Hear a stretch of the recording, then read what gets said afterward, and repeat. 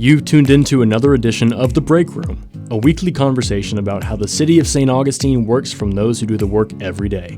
Hosted by the City of St. Augustine's Communications Director, Melissa Whistle, The Break Room offers a closer look at the different city departments and provides updates on current and upcoming projects and events. And now, your host, Melissa Whistle. Hello and thanks for tuning in. You're listening to The Break Room. I'm Melissa Whistle, Communications Director for the City of St. Augustine. In 2021, the City of St. Augustine was awarded $7.7 million in funding from the federal government through the American Rescue Plan Act, also known as ARPA.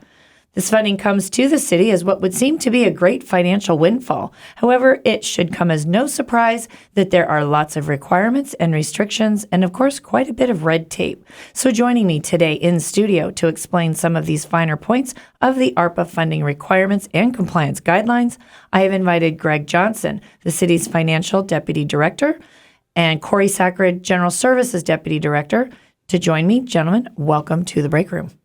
Thanks for having us. That was a lot. So let's get right to it. Greg, this is your first time on the Break Room, so welcome. You are in the hot seat. And so we're not going to make it too easy on you. Tell us, what is ARPA and what do we do with all this found money? Sure. Well, thanks for having us. The American Rescue Plan Act is the second round of stimulus that we've received since the onset of the COVID pandemic. It was approved by Congress, signed into law in March of 2021. As you mentioned, we're getting about $8 million, just under that. And the funds are meant to stimulate the economy as well as assist municipalities in recovering and fighting the negative impacts of the pandemic. Okay. So funds are awarded based on population, and we fall into one of the smaller groups, or the smallest group, which is less than 50,000 people.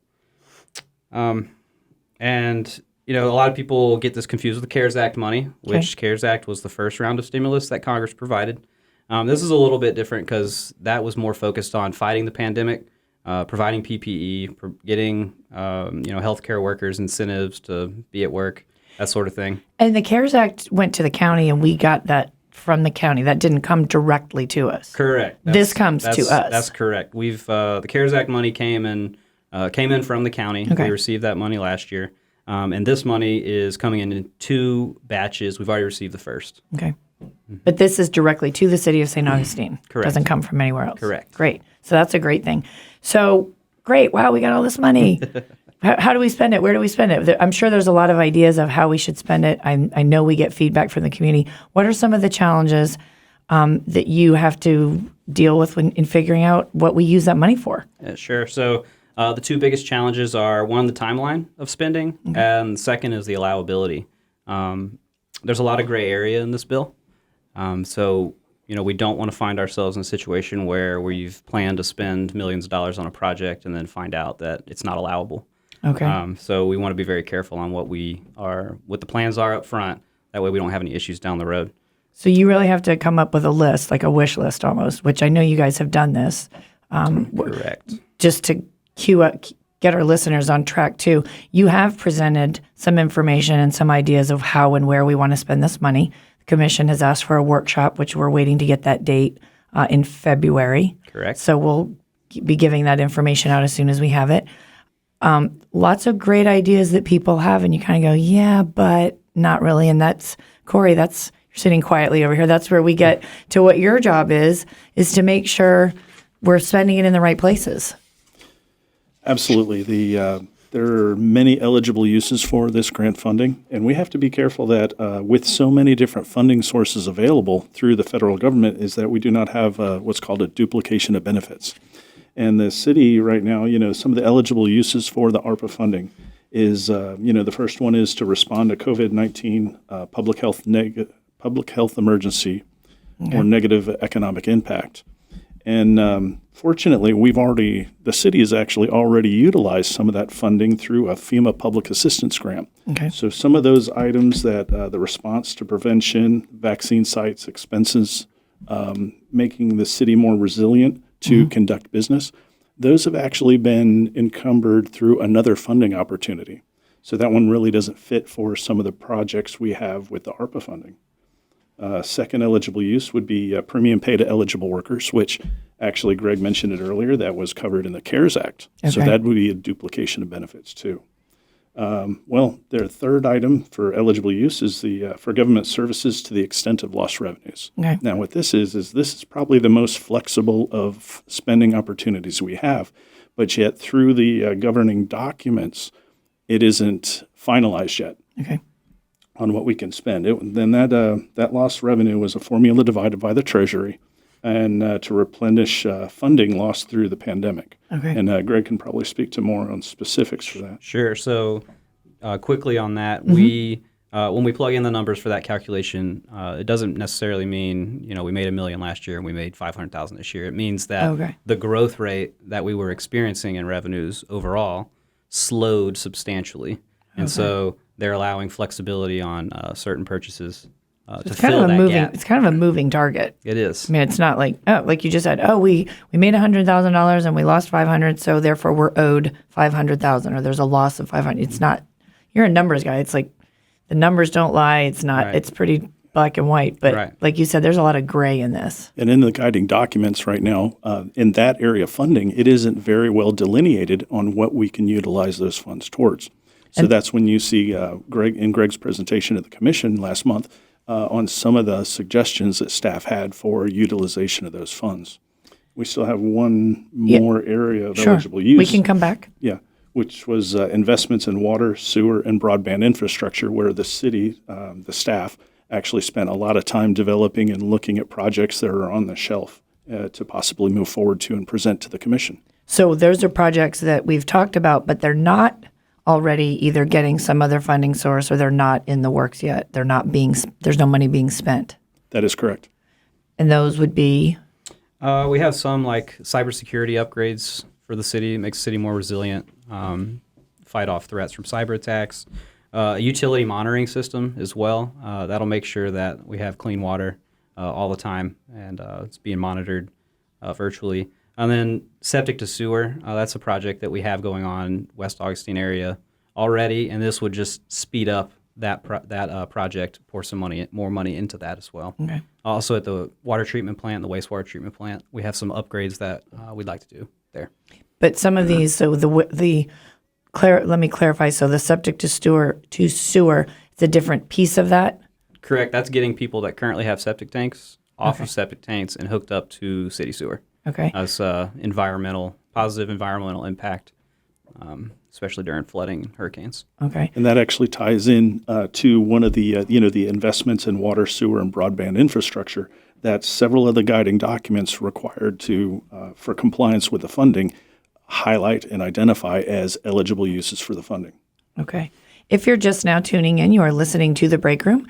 I have the city's Finance Deputy Director, Greg Johnson, and also Corey Sacred, General Services Deputy Director. And we're talking about ARPA funding, money that's coming in to the city. One of the things, Corey, in talking about compliance is public outreach. So we're here to talk about this funding opportunity, but also to inform the public in a way that we can explain what's happening and also encourage them to come to the commission meetings, give us their ideas. Yes, absolutely. We've set up an email account at arpa@citysaintaug.com for the public can go ahead and submit their input. We've received several constituents reached out to us already and gave us the ideas, and we've shared that with staff members. Again, we had a public comment at the city commission meeting last month, and then the yet to be determined commission workshop should be scheduled in February. Right. So the email is ARPA, ARPA @citysaintaug.com. Send your ideas. In terms of talking about ideas, I think we all as residents think we have really great ideas and want to tell the city where we think they should be spending money. Give me an example, though, of some great ideas, but it goes to that doesn't qualify. Again, I want to go back to the idea that some of the ink isn't dry on the guiding documents, including the interim final rule, which the final rule should come out and assist us. But we've had some great ideas on assisting the homeless. One of the other grant revenue streams for COVID is a CDBG COVID-19 Act that we've currently applied for with the Florida Department of Economic Opportunity to assist a project with renovating the St. Francis House to harden it against future COVID outbreaks. So that is one of those like duplication of benefits we mentioned earlier, but the city is actively pursuing one of those ideas to assist the homeless. Which is great news because I think sometimes we don't necessarily know what's going on behind the scenes, but we are really working to get that funding to help combat this homeless issue that we have. Yes. So that's good to know. Great to know. I have a big one. Okay. Flood mitigation and seawall construction. Yeah, come are on. Can't not- we use these $8 million to build seawalls and flood mitigation? Unfortunately, they are specifically excluded as allowable costs. So Wow. they get rid of some pretty big and important projects that we do have that we could utilize this funding for, but unfortunately we cannot. We do have some funding sources for some of those, though, in the works as well. Well, the big one, Lake Maria Sanchez, Okay. is a big one that's on the capital improvement plan. But that's a giant capital project. We would be concerned about the timing on that one as well, so we could technically spend it on some parts of that project. But the time frame we have is we have to encumber funds by December 31 of 2024. Encumbering basically means we are obligating ourselves to spend these funds, so we've signed a contract with a contractor to build something for us. Then we have to pay those bills 2 years after that date for it to be allowable and get reimbursed. So you got to sign a contract by December 31st, 2024 for whatever the project is. Correct. And then do the work by December 31st, you said 2 years, 2026? Correct, which that eliminates a lot of our potential solutions or potential projects that we've thought about because city staff can only do so many projects at one time. In addition to this money, we have our normal capital improvement plan that's being worked on. So we want to make sure that we utilize all of this funding, spend it on things that we need, that we know we can get done. Yeah, there's projects I know I've been talking about, and Paul was talking about, my predecessor on the break room for years, that I still sit and say, we're still talking about that. So yeah, that timing is a big issue as well. Greg, before we wrap up, we were talking about these septic to sewer projects that are ongoing, and Corey mentioned that we're not allowed to have this duplication of benefits. Clarify for me why septic to sewer does qualify, because we are doing these ongoing septic to sewer projects. So I just want to make sure that we're clear to the listeners why this does qualify. Sure. So the septic to sewer projects overall is on our capital improvement plan. Currently, the commission has been approving a set amount every year for people to come off septic tanks and onto city sewer.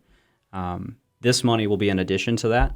So if we were only going to be doing $2 million this year, we're going to be able to spend $4 million this year, and we'll be able to directly tie those houses that we do to this money. So there won't be any concerns about duplicating benefits. Okay, I just wanted to make sure. I got a little confused when we were talking, so I want to make sure that we clarify that for the listeners. Sure. Guys, I think the biggest message here is we've got money coming in. There's only certain ways and areas that we can spend it. We're looking really carefully with the commission. We've got an upcoming workshop. Stay tuned for more information on that. We really want the community, if they've got ideas, even if they don't qualify in the end, to send those emails to arpa@citysanog.com. It makes for great ideas in the future too. Absolutely. And, someone could have an idea that staff hasn't thought about yet and bring it to the table, and we can fully look through if it's one of the areas we can advance the city. That's great. And our community has a lot of really great ideas, and we want to listen. Thank you both for coming. We are going to have you back anyway after that workshop, but we'll maybe have you back beforehand. I don't know. But thanks again for coming in. Thanks for having us. As we wrap up another edition of The Break Room, I hope we answered your questions. If we didn't, take a minute to drop an email. You can send that to info@citysanog.com. Of course, if you have recommendations or suggestions for the ARPA funding projects, you want to send that email to arpa@citysanog.com. We want to keep you informed about what's happening in and around the city, and most importantly, that you hear it here from the people doing the work and making it happen every day. Remember to stay connected to the city. You can follow us on any of our social media platforms. We're on Facebook, Twitter, and Instagram @City St. Aug. Until next time, thanks for tuning in. You've been listening to The Break Room, a weekly program addressing projects and programs offered by the City of St. Augustine. Join us each week as the city's communications director, Melissa Wissel, has in-depth conversations with the people who make our town work to meet the needs of our community. The Break Room is produced by communications specialist for the City of St. Augustine, Cindy Walker. See you at this time next week for another edition of The Break Room.